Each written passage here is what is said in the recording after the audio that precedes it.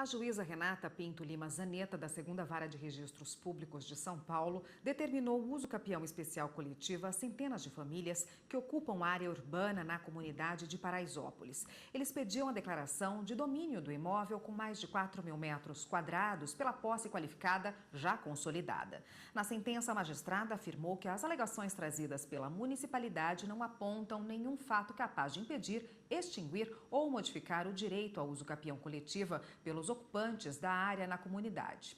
E para tirar nossas dúvidas sobre esse assunto, nós convidamos a advogada Liliane Tomás. Boa tarde, doutora. Boa tarde, obrigada pelo convite. Bom, antes de a gente começar a falar sobre esse caso específico, essa decisão, vamos explicar para quem está em casa o que é uso capião. Então, o uso capião é a forma originária de aquisição da propriedade.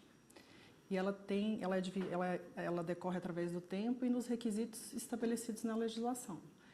Nós temos três espécies de uso capião: o especial, o extraordinário e o ordinário. São as três formas previstas na legislação. Esse tipo de decisão aí, onde uma comunidade consegue uma decisão, ela é comum? Ela é comum, mas é bem difícil, porque quando você tem uma área muito grande, um número de pessoas muito grande, dificulta bastante a comprovação dos requisitos legais. Mas é comum, se você conseguir comprovar os requisitos, é possível. Tem já bastante decisões nesse sentido, sim. Como se dá essa uso capião especial coletiva, né? Como é que é isso? Em que caso se aplica além desse da comunidade, por exemplo? O coletivo foi inserido na legislação de 2011, no Estatuto da Cidade. A previsão foi justamente para facilitar as áreas de baixa renda, onde você havia uma ocupação de áreas enormes e que não sabia identificar ou individualizar aquelas áreas. Então, por uma questão social, você precisava regularizar, e o legislador fez essa previsão de ter essa possibilidade de regularização coletiva. Então, os requisitos, você tem que ter 5 anos de posse ininterrupta, mansa, pacífica. Você precisa não ter outro imóvel registrado no seu nome, no caso, todas as pessoas que estão ali inseridas. E você precisa necessariamente comprovar que não tem possibilidades de individualizar aonde começa um terreno e aonde termina outro. Principalmente nas comunidades de baixa renda, você tem muitos puxadinhos, pessoas que constroem em cima, que constroem do lado. E essas questões elas dificultam muito você conseguir individualizar. Então, nesse caso, o legislador ele facilitou essa regularização para inserir essa comunidade na sociedade, e é feito o registro em condomínio obrigatório, onde cada um tem uma porcentagem daquela área ali, e você consegue legitimar a propriedade em nome daqueles que lá estão, através do condomínio. O uso capião pode ser conhecido judicial e extrajudicialmente, é isso? Pode.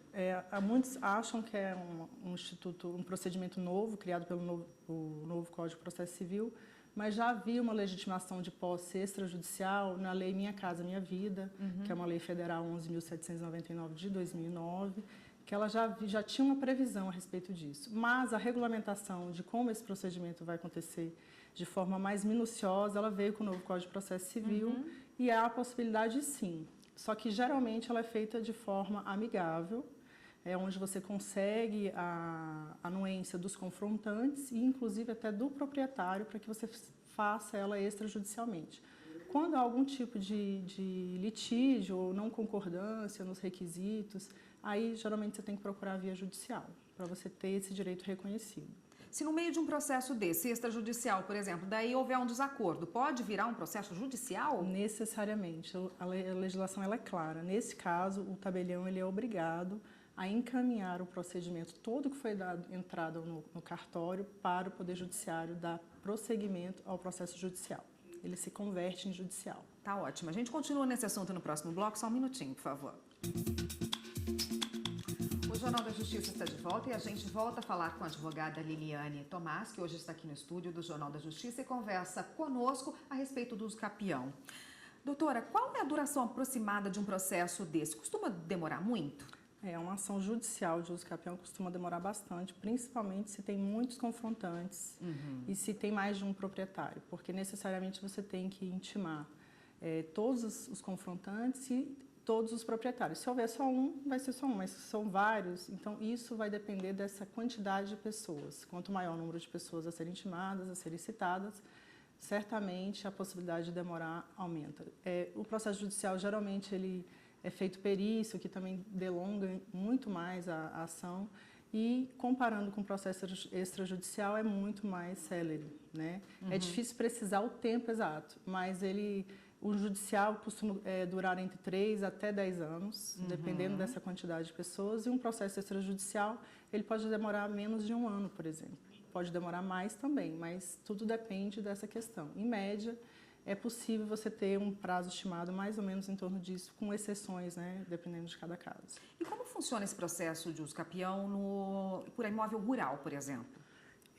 Você tem que demonstrar os requisitos legais. No caso do rural, a legislação ela fala que você tem que ter 5 anos de posse ininterrupta, mansa, pacífica. Você precisa ter uma área inferior a 50 hectares e precisa ter uma moradia habitual neste local e tem que ter produtividade da terra para o sustento da sua família. Então, são os requisitos legais para que você possa adquirir a terra através da declaração do Poder Judiciário, ou não. Voltando aí para as comunidades, e também às vezes no meio rural acontece isso, a pessoa compra um imóvel sem escritura, não registra, não sabe nem quem é o dono, por vezes deixa lá. E agora, o que ela faz? Ela pode conseguir a posse dessa área ou não? A posse é uma situação de fato. Se ela já estiver nessa posse, ela pode ter a posse e não ter a propriedade, né? Como você acabou de explicar. Nesse caso, se ela não consegue achar esse proprietário, ela tem que verificar a aquisição originária e atender todos esses requisitos que eu acabei de falar.